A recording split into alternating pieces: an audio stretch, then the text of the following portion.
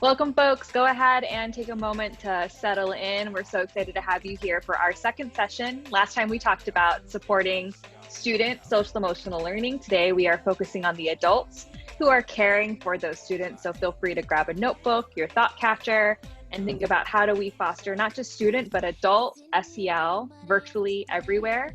You'll see that today's presentation or a copy of it is linked here at the bottom of the screen. We'll also make sure that those resources are available to you after today's session. So go ahead, settle in, listen to the wise words of Maya, and we will take you to today's session in just a moment.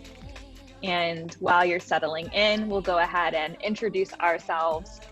My name is Becky Barstein. I'm a professional learning manager here at Panorama, which just means I have the privilege and pleasure of working with districts and schools across the nation to help them facilitate their learning for their adults so that way they can more effectively show up for their students. For folks who aren't familiar with Panorama just yet, or you didn't see our last session, we're a team of about 150 folks, many of us former educators like my teammate Nashira and myself, engineers, researchers, designers, facilitators, all working collaboratively together to more effectively support districts and schools with different tools, resources, and platforms to take action based on student voice. And so in this case, in just a few short weeks and months, we'll be asking students and educators to reflect on their experiences in well-being, social emotional learning, as well as the form of feedback to better understand what are your experiences like and how do we more effectively support you in this moment of distance, but it doesn't necessarily mean disconnection. I'll go ahead and let my teammate introduce herself too. Thanks, Becky. My name is Nashira. I'm very excited to be leading this conversation alongside my colleague, Becky. Been at Panorama for about 3 years now and also have the great pleasure of both supporting schools and teachers and districts in having conversations like the one that we'll have today and being able to work alongside Becky, who's an incredible facilitator and an incredible DJ, as you all have come to know. Did not pay her to say that, but there is a feedback survey at the end. So if you want to compliment me on my DJ skills, y'all definitely can. So for today's conversation, we'll invite that you bring just a beginner's mind, recognizing that adult social emotional learning might mean a variety of different things to a variety of different folks. I know last week or whenever you watched our video from session 1, you might already be familiar with social emotional learning and how we support students. And we want to be really mindful that we're supporting the adults who are supporting those students so we're not pouring from an empty cup. And know that the suggestions that Nashira and I make today, definitely think about what makes sense in your context. We always know that modifications are the name of the game. So if we make a suggestion, consider that a starting place and how could you incorporate that or bring it into your within reach strategies as you think about next steps after today's session. And so for our goals today, we'll invite you to reflect on your own resilience and your own social emotional learning and how we're really intentionally cultivating that. And we'll experience social emotional learning and well-being strategies firsthand today. And we want to make sure, as always, that you're leaving here more resource rich than when you're walking in, walking out, walking in. It's been a Tuesday, y'all, or whatever day you're watching this. So we'll go ahead and invite that you take a deep breath at the shape if you feel comfortable. And exhale when you are ready. We invite you to take deep breaths throughout. And we're excited to get started here together. And throughout the session, you'll see these different things called session steals. And that's just that metacognitive moment where we're really mindful that there are some things that you might be experiencing as current learner. And there might be things that you want to steal from today's session, modify, and bring back to your classroom as someone who might be leading these different strategies, whether it be with your students or your team or your broader school community here. And the first one I want to do is just what it looks like to share back feedback. Oftentimes we give surveys, but we don't always share back what the response is from that. And I want to just say thank you to every single person, close to 600 plus voices that we heard from our last session, for the feedback that you shared with us, because it definitely helped inform what we wanted to keep and what we wanted to adjust for today's session. So something that we heard that was really helpful was making sure that we had concrete, tangible strategies for you to bring back and things that you could implement in your context, in your practice, and also things that we would model as well. So that was definitely something we wanted to keep throughout today's session. Something that we were mindful of is that there was a lot of information in one session, so we tried to parse it down just a bit to make sure that it was more digestible but know that in today's presentation in the appendix, there are more resources that are available for you. And there were a couple of folks who said, man, that Becky girl talks really fast here. So Nishaira, I'm just gonna ask that you hold me accountable for slowing down when I need to, because I can't always tell when I'm excited how fast I'm talking. So I will try to take a breath and will not be offended if you unmute yourself and be like, slow down.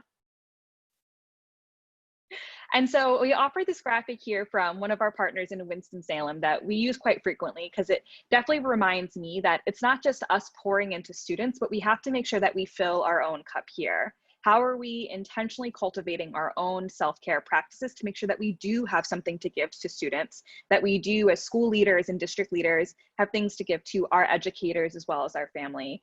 And this has compounding effects as well. When we're taking care of ourselves, it's not a selfish act, but it's a self-preservation act that allows us to show up for our community as well.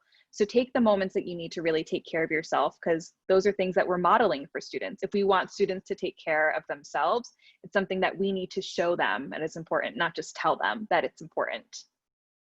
And so with that, know that everything is an invitation, but if you feel comfortable, we'll invite you to just pause and connect to the present moment, whether you're standing, maybe sitting, maybe lying down, or anything in between. And again, if you feel comfortable, we invite you to maybe begin breathing slowly through the nose and exhaling when you're ready through the mouth.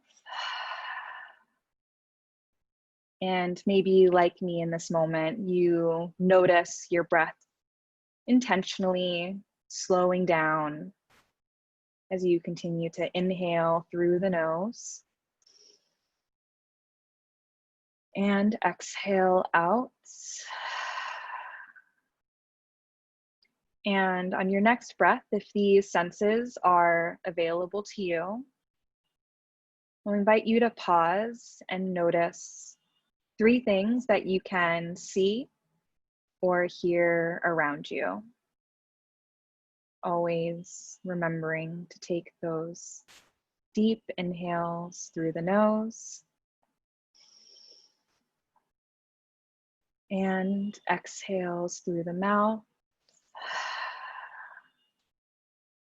I hear New Jersey traffic. I see my bookshelf. I see my plants. And on your next inhale, I invite you to notice 2 things that you can feel or touch if those senses are available to you. Remembering those deep belly breaths in through the nose and gentle exhales through the mouth. I can feel my scarf and I can feel my chair.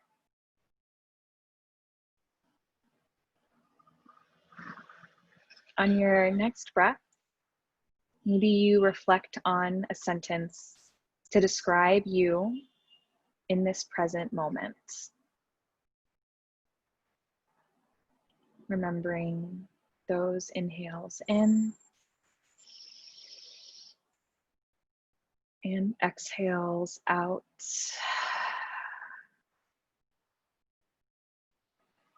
I am sitting in my chair in my living room, office, kitchen, dining room. Let me take one more cleansing breath in through the nose when you're ready. Maybe the last one, you sigh it out. Maybe that was a moment that you actively participated in. Maybe it was a moment you just observed and you might come back to, but just taking a few short moments to connect with your present moment can just help reground you in what you're feeling and how to best move forward. And so with that, I'll hand it off to my teammate, Nishaira. Thanks, Becky. We are really looking forward to continuing to have conversations about social emotional learning And one of the things that we noted or talked about a little bit last time was the definition of social emotional learning, and noting that SEL is something that is both for students and adults. It's important for adults to cultivate social emotional learning too. And so one thing that we wanted to share is the relationship between equity and SEL, noting that these two concepts together go hand in hand. And when we think about equity and social emotional learning, if we are doing SEL right, what we are doing is cultivating ourselves to be justice-oriented global citizens, and also nurturing students to be the same way, which of course leads to thriving, inclusive school and district communities. So ultimately, we want to underscore that building global justice-oriented people, ourselves and with the students that we work with, is the goal, and SEL is a vehicle through which we can get there. So we want to make a little bit of a distinction here between a couple of different concepts. One of them is well-being, one resilience, and one social emotional learning. And when we think about SEL, a couple of things that you'll see kind of encompassed in that is our resilience and our well-being. So starting with well-being, really thinking about the things that you need to just be well for yourself, thinking about your sort of fulfillment and life satisfaction, things that are important for your purpose in life and your personal growth.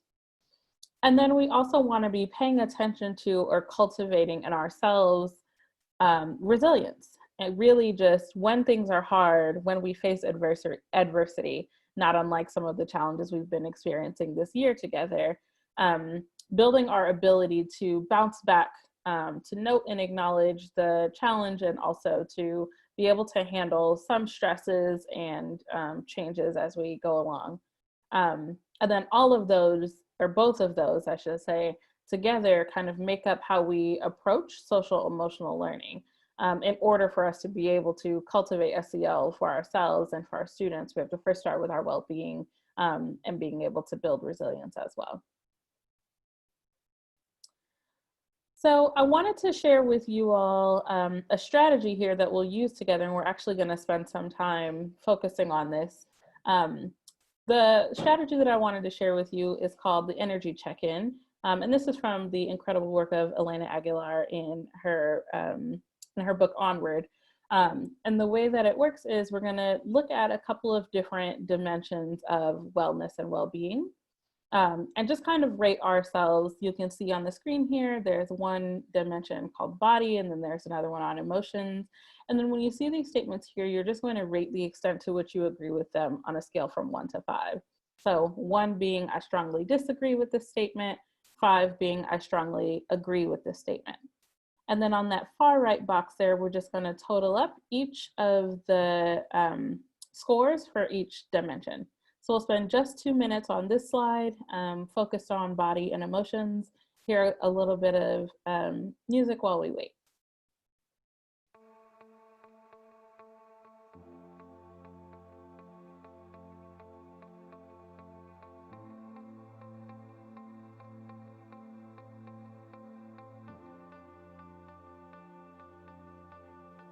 And for folks that are reading teachers like me, if you're feeling stressed out, this is just back of the envelope math for your own personal gut check.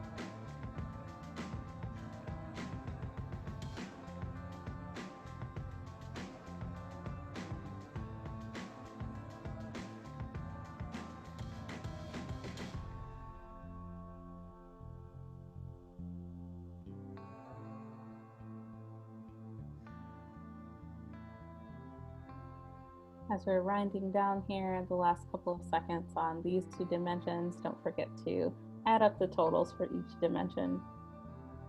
And then we're gonna shift to the next set. And now focus on spending 2 minutes here, focusing on mind and spirit. Exact same concept, but two new dimensions. Don't forget to add up your totals on these too.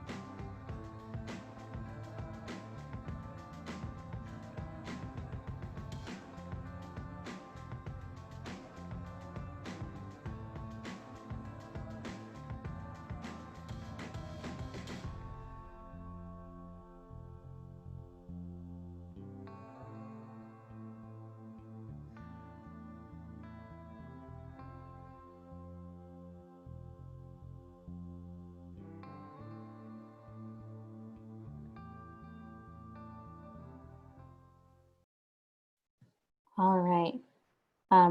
So hopefully you were able to reflect on these 4 different dimensions of mind, spirit, body. I asked you to keep track of the totals as you were going throughout. And what you'll want to do is add them up, and the score that you arrive at is kind of a good way or a gauge of checking where you are. So if you arrived at a score between 68 and 80, you're doing great at managing your energies. If you're on the lower end of that, 0 to 30, there is some action that you might want to take for your wellness, and then ranges in between. And so as you use this strategy today, you can also continue to use it throughout your practice, and reflect on the questions that you see here on the screen. So what does your energy check-in tell you about yourself? And which dimensions of this energy check-in were you really strong in? Or are there specific dimensions of this particular strategy that you want to spend a little bit more time caring for yourself on? And what it would mean for you to be able to focus on those. So we won't spend time right now focusing on those particular reflection questions, but as you continue to utilize this strategy in your practice, you can reflect on those questions as part of it. Thanks, Nishara. And I just want to add that sometimes when someone says, hey, go ahead and focus on your self-care, sometimes it's hard to know what that looks like or where to start. And so doing an energy check-in like this just makes it a bit more tangible. And so you might say, okay, this week I noticed that my energy check-in feels a little bit lower for my body. So I'm going to spend the next week or so really prioritizing what that looks like. So just one way to think about making self-care less ambiguous and more actionable if that feels right for you. Mm-hmm. So we'll take a moment here to embrace the pause, something I am actively doing every single day. Well, I'm also trying to figure out how not to be super backlit on my end. So, we model technology wins as also struggles as well. So go ahead and when you're ready, you can go ahead and take an inhale with the graphic. I'll go ahead and catch it in just a moment.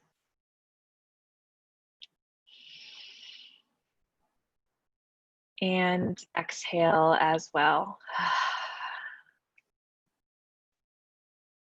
And so the next strategy that we want to offer, without really overwhelming folks, but we'll give you sort of 3 concrete strategies that you might think about bringing into your own practice, is growth circles. And this especially aligns well to CASTLE's connection to self-management as well as responsible decision-making. This is also a strategy you could think about incorporating with your students, but today we'll focus on ourselves. If you were looking for a hook for your students, the way that you could start off the conversation is ask students, is your brain more like a rock or a plant? And make sure you share at least one example to defend your answer.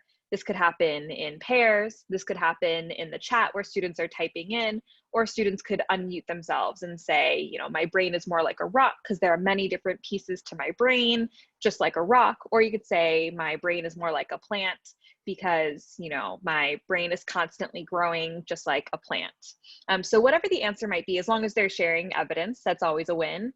I might land on a plant since our brain is ever growing, always needing different resources, and always creating new pathways similar to the way plants create new roots. But again, no right answer. And this is where you could either invite your teammates, students, or just in this case, focusing on ourselves, because making sure that we're focusing on our own self-management and responsible decision-making is really key. To just pause before we tackle new obstacles, to look back and say, what's a skill or goal or obstacle that immediately comes to mind that you were able to tackle or achieve? And what are the different sub-skills that you learned in order to achieve that goal? And think really concretely about what attributed to our success. There's a handout linked in today's presentation if you want to take this and bring it back into your own practice or for your students as well.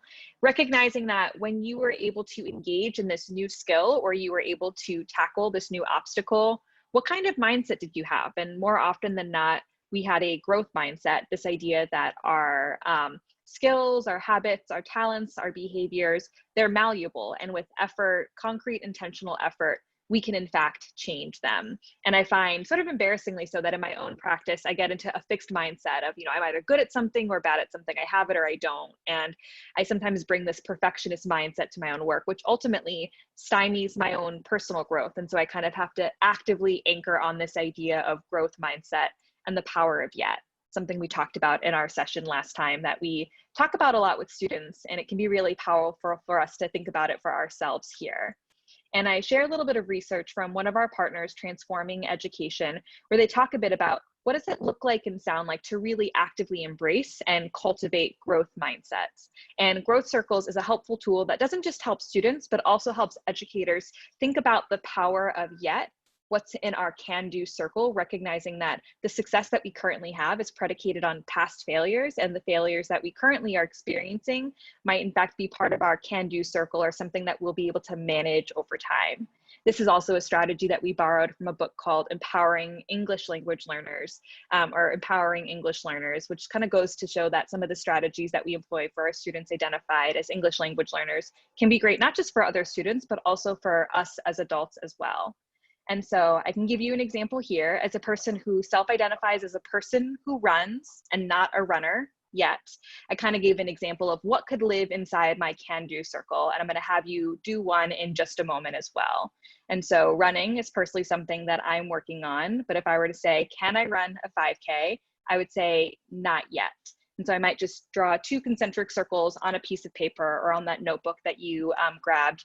There's also an example of a handout if you want to bring this back into your practice later. But I might start filling in my can-do circle. What can I do? I can walk a 5K. I can run on a treadmill as well. I also can sprint for 30 seconds at a time. So maybe not the long haul type sprinting that I might want to see. And it can be really empowering to pause and say, let me just look at what I can do, recognizing that these circles might shift and change over time, especially with intentional effort and that focus on growth mindset. And so we want to give you a few moments or a song just to reflect on what can you do? Is there a goal that you want to achieve, a language that you want to learn, a new type of subject matter that you want to get more familiar with? And reflect on what's in your can-do circle, and there is no can-do too small. And then notice that our not yet circle is not called our never circle or can't circle, but it's our not yet, again, employing that power of yet and positive mindset. So take a few moments, fill out your can do and not yet circle. Again, you can just draw a couple circles in your notebooks or just reflect to yourself, and then we'll come back together in just a moment to share another strategy.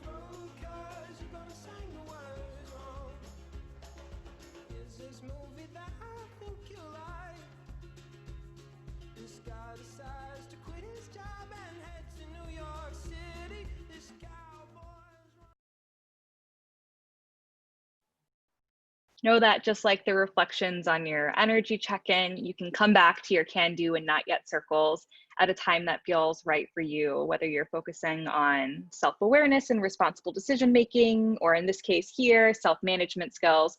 There are a variety of different adult SEL options here to really focus and cultivate your own social emotional learning in tangible and concrete ways. Again, if you're thinking about, well, how would I bring this back to my classroom? Since I know many of us, even though we're talking about adult SEL, might be thinking about our students. 'Tis the life of a teacher. I went ahead and just scoped out what growth circles could look like over a few different ways, whether this is in your morning meeting or whether this is your advisory or homeroom, virtual or in-person setting here. And so maybe day one, you ask students about rock versus plant. Make sure you give an example. Students love debating, so that could be a great way to hook them in. And then maybe you model your own growth circle, a way to invite vulnerability by modeling that type of vulnerability, saying that, hey, social emotional learning is not something that you're able to achieve by the time you finish high school, but we as adults are shoulder to shoulder with you as we're intentionally cultivating our own adult SEL.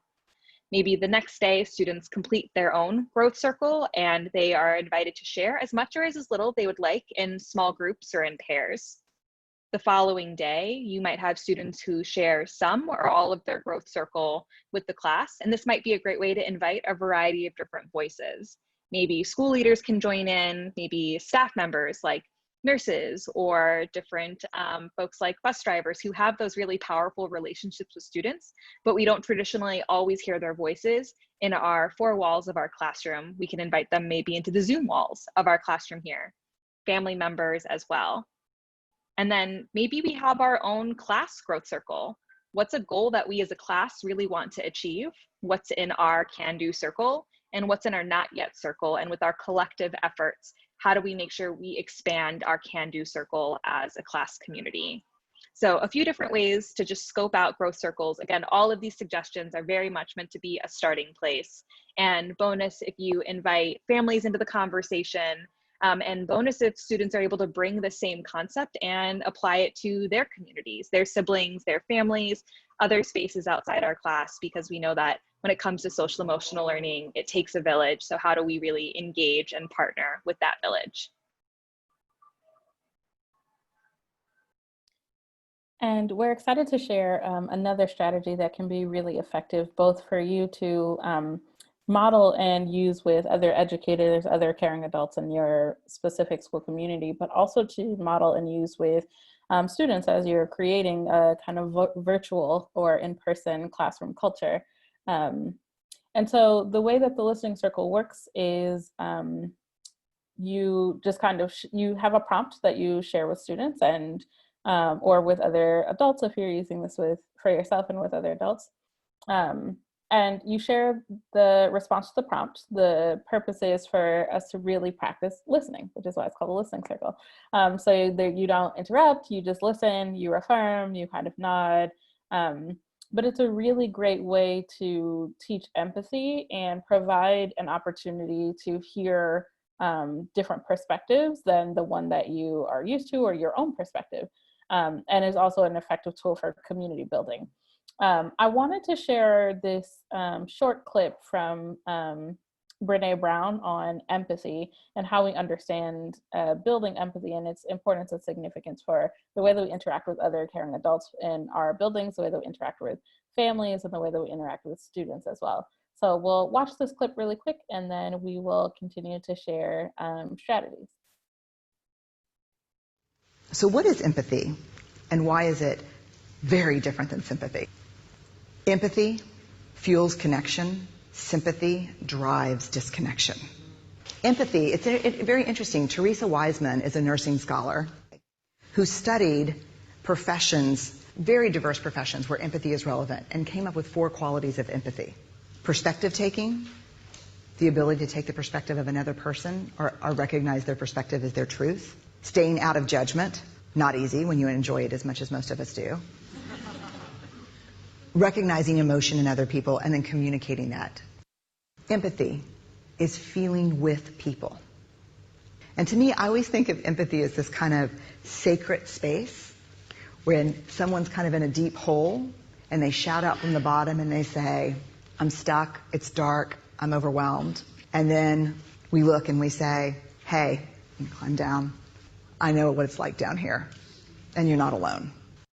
Sympathy is, ooh, it's bad, no. You want a sandwich? Empathy is a choice, and it's a vulnerable choice, because in order to connect with you, I have to connect with something in myself that knows that feeling. Rarely, if ever, does an empathic response begin with "at least." Yeah. And we do it all the time, because you know what? Someone just shared something with us that's incredibly painful, and we're trying to silver lining it. I don't think that's a verb, but I'm using it as one. We're trying to put the silver lining around it. So, John's getting kicked out of school. At least Sarah is an A student. But one of the things we do sometimes in the face of very difficult conversations is we try to make things better. If I share something with you that's very difficult, I'd rather you say, I don't even know what to say right now, I'm just so glad you told me. Because the truth is, rarely can a response make something better. What makes something better is connection.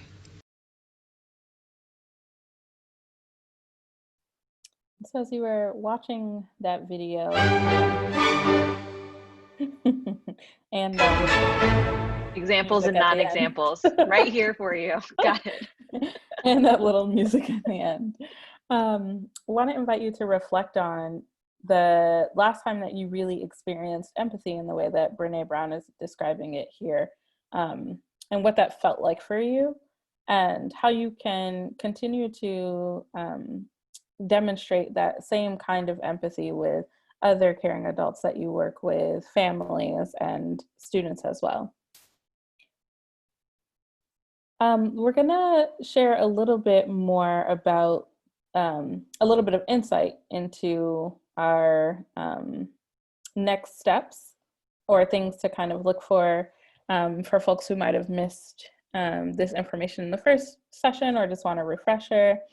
Won't talk through this at length, but just want to highlight that coming up are a couple of survey coordinator trainings this week to prepare for survey administration. And then once you have administered surveys and we get data back, early October is when we'll be starting to engage with those results from the Wellbeing and Back to School Survey Administration. And then late fall, winter, and spring is when we'll really start to think more in depth on and measure social emotional learning. Did you want to add anything? Go ahead. I did. Look at that. Perfect Zoom handoff there. We wanted to acknowledge that from the last session, we heard some feedback around, how do we administer the survey? What does that look like? And certainly the whole district doesn't necessarily need to know day by day, step by step, the actual survey administration process. And there will be more to come where school leaders will identify survey coordinators at the school site who will really own the logistics and the operations of what the survey taking process in a virtual learning environment looks like. And to those folks, we just want to say thank you so much, since we know how much work and time that does take and how valuable that information is, being able to better understand the experiences of students, staff, and families, since that's really what a survey is. It's a vehicle to really listen and understand the experiences of hundreds, and in this case, thousands of different stakeholders in our community. And you'll just see an opportunity to go and look at more information down here at the short link pan-ed.com/CCSOH fall 2020 _ surveys for folks that just want to get a bit more information there. And some folks ask, what exactly does it look like for students to take the survey? And there isn't anything to download. Students can take the survey on anything that has access to internet, computer, a tablet, your phone. I know taking a survey on a phone sometimes make teachers cringe, but I guess we're all at home right now, so that's what it might look like. And this is just an example of one survey question, not necessarily one that students will necessarily take, but wanted to just call out how survey design best practice is really embedded into each question to get as close to truth as possible, to make sure that the data that we ultimately will get back in fall is both reliable and valid. How do we know that we're measuring what we want to measure?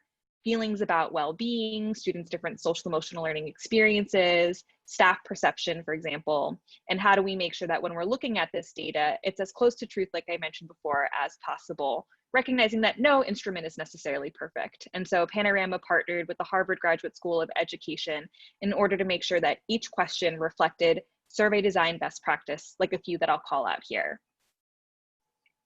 And so I'm having flashbacks to when I was a teacher and I created these surveys, and almost none of them actually had survey design best practice aligned in them. But you'll see here that all of our questions are positively framed.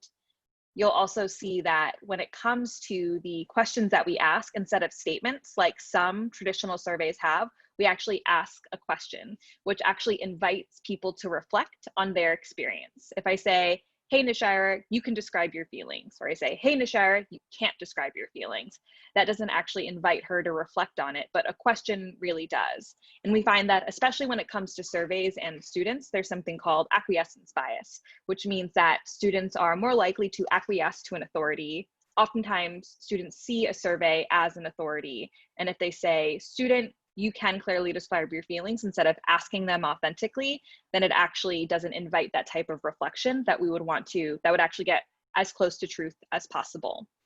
You'll see that instead of the answer choices being 1 through 5 or strongly agree or disagree, like many surveys have, we find that it's actually much more effective to include the central idea in the answer choice that's reflected back in the question. So we're asking questions about how clearly students are less likely to forget, or survey respondents are less likely to forget what the actual question is asking when they're reminded, and the actual answer choice reflects that back. And you'll also notice that no question or is by itself representing a big topic like belonging, or like positive or negative feelings, or pleasant or unpleasant feelings, because you can think about each question like a puzzle piece within a category like belonging, or within a category like pleasant or unpleasant feelings. We know that there are multiple dimensions there, so each question is like a puzzle piece that tells that broader or overall story. And so if there's a case, which every once in a while there is, where a student or a survey respondent doesn't really understand that 1 out of 7 or 8 questions that are part of those overall categories there, then we don't have to throw the baby out with the bathwater as far as throwing out, that one question, because we have all of those other questions that offset the reliability and validity there. Just a few ways that you'll see survey design best practice baked into each question, knowing that we're really trying to understand students, families, and educators' authentic thoughts and feelings as close to possible, to making sure that the data that we're looking at is, again, as reliable and valid as it can be. And so with that, we'll go ahead and leave you with this quote from one of our amazing districts in New Jersey, Morris School District, and one of our district leaders there, Deb, shared with us, change is a journey for everyone. We need to understand where people are, learn to meet people where they are, and keep them moving. How do we make sure we really meet people where they are?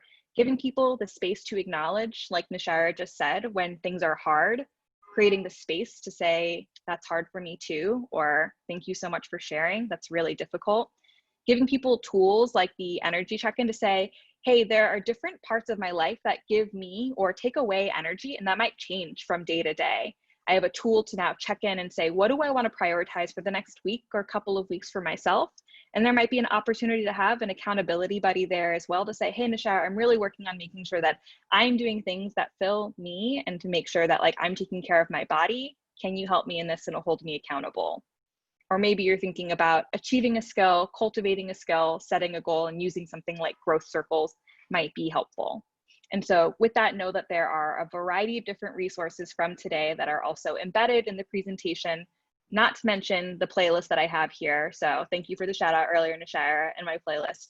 But in all seriousness, know that resources from today are linked here. The resources from our previous session where we talked about student social emotional learning are here as well. But hopefully one thing is clear, that when it comes to social emotional learning, there isn't necessarily this really clear delineation between what students need and what adults need, but it's this overall idea of different folks need different things, and we're really cultivating every single person in our community social emotional learning, because especially right now in this moment of multiple extreme stressors, whether in the form of experiencing systemic racism and unconscious bias, whether in the form of experiencing a pandemic, there's a lot going on, and taking care of ourselves and preserving ourselves is not an act of selfishness, but really an act of self-care and self-love.